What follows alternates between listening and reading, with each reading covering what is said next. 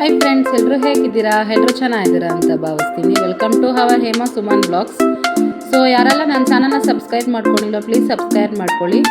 ಮತ್ತು ನನ್ನ ವೀಡಿಯೋಸ್ ನಿಮ್ಗೆ ಇಷ್ಟ ಆದರೆ ಒಂದೇ ಒಂದು ಲೈಕ್ ಮಾಡಿ ಫ್ರೆಂಡ್ಸ್.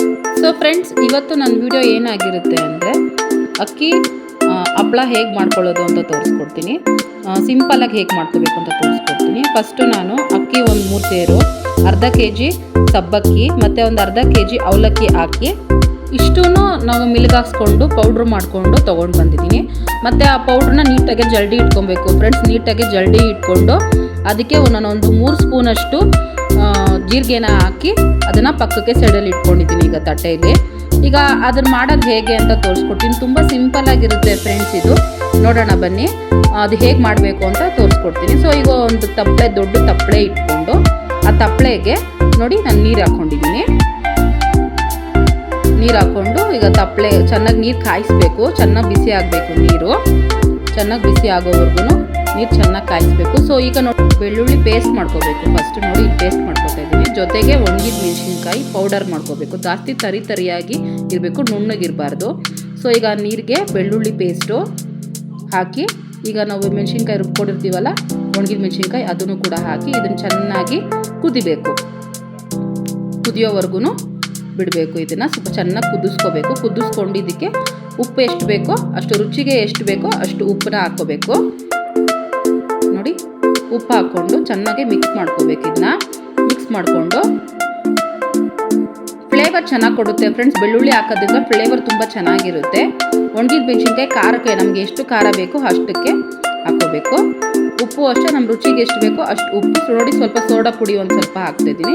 ಇದರಿಂದ ಹಪ್ಪಳ ಚೆನ್ನಾಗಿ ಬರುತ್ತೆ ಅಂತ ಸ್ವಲ್ಪ ಹಾಕಬೇಕು ಸೋಡಾ ಪುಡಿ ಹಾಕಿ ಇದನ್ನ ಚೆನ್ನಾಗಿ ಮಿಕ್ಸ್ ಮಾಡಬೇಕು. ಸೊ ಈಗ ನಾವು ಪಕ್ಕದಲ್ಲಿ ಇಟ್ಕೊಂಡಿರ್ತೀವಲ್ಲ ಹಿಟ್ಟನ್ನು, ಆ ಹಿಟ್ಟನ್ನ ಇದಕ್ಕೆ ಹಾಕಿ ಮುದ್ದೆ ದೊಣ್ಣೆ ತೊಗೊಂಡು ಅದಕ್ಕೆ ಮಿಕ್ಸ್ ಮಾಡ್ಕೊಳ್ತಾ ಬನ್ನಿ.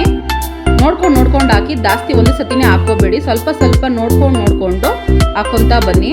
ಸೊ ಈಗ 1-2 ಸತಿ ಮಿಕ್ಸ್ ಮಾಡಿದ ತಕ್ಷಣ ಗೊತ್ತಾಗುತ್ತೆ ನಿಮಗೆ ಯಾವ ಥರ ಬಂದಿದೆ ಅಂಥೇಳಿ.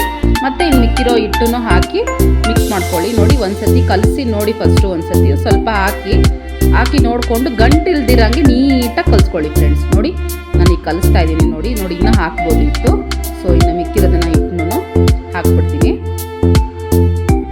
ಹಾಕ್ಕೊಂಡು ನೀಟಾಗಿದ್ದು ಗಂಟಿಲ್ದಿರಂಗೆ ಕಲಿಸ್ಕೋಬೇಕು ಫ್ರೆಂಡ್ಸ್. ಇದು ಗಂಟು ಒಂಚೂರು ಬರಬಾರ್ದು, ಗಂಟಿಲ್ದಿರಂಗೆ ನೀಟಾಗಿ ಮಿಕ್ಸ್ ಮಾಡ್ಕೊಳ್ಳಿ. ಮತ್ತು ನಾವು ಮುದ್ದೆ ಹೇಗೆ ಜಡಿತೀವೋ ಆ ಥರ ಜಡ್ಕೋಬೇಕು. ಗಂಟಿರಬಾರ್ದು, ಒಂಚೂರು ಗಂಟಿರಬಾರ್ದು. ಮತ್ತು ಇದು ಒಂದು 10 ನಿಮಿಷ ಬಿಟ್ಬಿಟ್ಟು ಆಮೇಲೆ ಜಡ್ಕೊಳ್ಳಿ ಫ್ರೆಂಡ್ಸ್. ಸ್ಟಾರ್ಟಿಂಗಲ್ಲಿ ಇದು ಮಿಕ್ಸ್ ಮಾಡಿಬಿಟ್ಟು ತಕ್ಷಣ ಜಡಿಯೋಕ್ಕೆ ಹೋಗಬೇಡಿ. ಒಂದು 10 ನಿಮಿಷ ಬಿಟ್ಬಿಡಿ ಒಲೆ ಮೇಲೇ. ಚೆನ್ನಾಗಿ ಬೇಯಲಿ. ಅದು ಬೆಂದಾದಮೇಲೆ ನೋಡಿ ಈ ಥರ ಬರುತ್ತೆ. ಇಷ್ಟು ಗಟ್ಟಿಯಾಗಿ ಬರುತ್ತೆ. ಇದು ಸಾಕು. ಇಷ್ಟು ಬಂದರೆ ನಮ್ಗೆ ಅಷ್ಟೇ ಸಾಕು. ಸೊ ಈಗ ಇದನ್ನು ಚೆನ್ನಾಗಿ ಮಿದ್ದುಕೊಂಡು ಸ್ವಲ್ಪ ಎತ್ಕೊಂಡು ಈ ಥರ ಉಂಡೆಗಳನ್ನ ಮಾಡ್ಕೊಳ್ಳಿ. ಉಂಡೆಗಳನ್ನ ಮಾಡಿ ಪ್ರೆಸ್ಸಲ್ಲಿ ಪ್ರೆಸ್ ಮಾಡಿ ಅದನ್ನು ಹಾಕೋಣ. ಈಗ ನಾನು ಚಾಪೆ ಮೇಲೆ ಹಾಕ್ತಾ ಇದ್ದೀನಿ ಫ್ರೆಂಡ್ಸ್. ನಾನು ನೋಡಿ ಎಣ್ಣೆ ಕವರ್ ಇಕ್ಕಿ ಒಂದು ಉಂಡೆ ಇಕ್ಕಿ ಈಗ ಪ್ರೆಸ್ಸರಲ್ಲಿ ಪ್ರೆಸ್ ಮಾಡ್ತಾ ಇದ್ದೀನಿ. ತೆಳ್ಳಗೆ ಬರುತ್ತೆ ಫ್ರೆಂಡ್ಸ್. ಇದು ಪ್ರೆಸ್ಸರ್ ಇಲ್ಲ ಅಂದರೆ ಪರವಾಗಿಲ್ಲ ಫ್ರೆಂಡ್ಸ್. ಮಣೆ ಮೇಲೆ ಕೂಡ ತಟ್ಕೋಬೋದು ಫ್ರೆಂಡ್ಸ್. ಮಣೆ ಮೇಲೆ ಸ್ವಲ್ಪ ಒಂದು ಡ್ರಾಪ್ ಆಯಿಲ್ ಹಾಕಿ ಗ್ರೀಸ್ ಮಾಡಿ ತಟ್ಕೊಳ್ಳಿ. ಈ ಥರ ಕವರ್ ಹಾಕಿ ತಟ್ಕೊಳ್ಳಿ. ಅದನ್ನು ಚಾಪೆ ಮೇಲೆ ಹಾಕ್ಕೊಂಡು ಮಾಡ್ಕೊಳ್ಳಿ. ಸೊ ಪ್ರೆಸ್ಸರಲ್ಲಾಗಿರಲಿ ಮಣೆ ಮೇಲಾಗಿರಲಿ ಒಂದೇ ಡ್ರಾಪ್ ಆಯಿಲ್ ಹಾಕಿ, ಜಾಸ್ತಿ ಹಾಕ್ಬಿಡಿ. ಯಾಕಂದರೆ ನಾವು ಹಪ್ಪಳ ಸ್ಟೋರೇಜ್ ಮಾಡ್ತೀವಿ.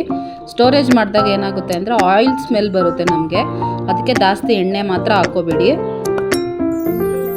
ಸೊ ನೋಡಿ ಇದು ನಾನು ಮತ್ತು ಅಣ್ಣ ಆಮೇಲೆ ತಂಗಿ ಎಲ್ಲ ಸೇರಿಕೊಂಡು ಒಬ್ಬರು ಹೊತ್ಕೊಟ್ರು, ಒಬ್ಬರು ಉಂಡೆ ಕಟ್ಕೊಟ್ರು, ಒಬ್ಬರೆಲ್ಲ ಪ್ರೆಸ್ಸರಲ್ಲಿ ಪ್ರೆಸ್ ಮಾಡಿ, ಒಬ್ಬರು ಹಾಕೋದು ಇದೆಲ್ಲ ಮಾಡಿದ್ದಕ್ಕೆ ಇಷ್ಟೆಲ್ಲ ಬೇಗ ಮಾಡ್ಕೊಂಡ್ವಿ. ಸೊ ನೋಡಿ ಆರಿದ್ಮೇಲೆ ನಾನು 2 ದಿನ ಆರಿಸಿದ್ದೀನಿ ಬಿಸಿಲಲ್ಲಿ. ನೋಡಿ ಈ ಥರ ಆಗಿತ್ತು ಹಪ್ಪಳ. ಸೊ ಈಗ ಬನ್ನಿ ಆಯಿಲಲ್ಲಿ ಹಾಕ್ತೀನಿ. ಹೇಗಾಗಿದೆ ಅಂತ ತೋರಿಸ್ತೀನಿ ಬನ್ನಿ. ನೋಡಿ ಹಾಕಿದ್ದೀನಿ. ನೋಡಿ ಇನ್ನೊಂದು ಕೂಡ ಹಾಕ್ತಾಯಿದ್ದೀನಿ. ನೋಡಿ ಎಷ್ಟು ಚೆನ್ನಾಗಿ ಅರಳಿತಾ ಇದೆ. ನೋಡಿ ಎಷ್ಟು ಚೆನ್ನಾಗಿದೆ. ನೋಡಿ ನಾನೀಗ ಮುರಿದು ಕೂಡ ತೋರಿಸ್ತೀನಿ. ನೋಡಿ ಎಷ್ಟು ಚೆನ್ನಾಗಾಗಿದೆ. ಸೊ ಈ ವಿಡಿಯೋ ನಿಮ್ಗೆ ಇಷ್ಟ ಆಗಿದ್ದರೆ ಒಂದೇ ಒಂದು ಲೈಕ್ ಮಾಡಿ. ಮತ್ತು ನನ್ನ ಚಾನಲ್ನ ಯಾರೆಲ್ಲ ಸಬ್ಸ್ಕ್ರೈಬ್ ಮಾಡ್ಕೊಂಡಿಲ್ಲ ಪ್ಲೀಸ್ ಸಬ್ಸ್ಕ್ರೈಬ್ ಮಾಡ್ಕೊಳ್ಳಿ. Thank you so much friends.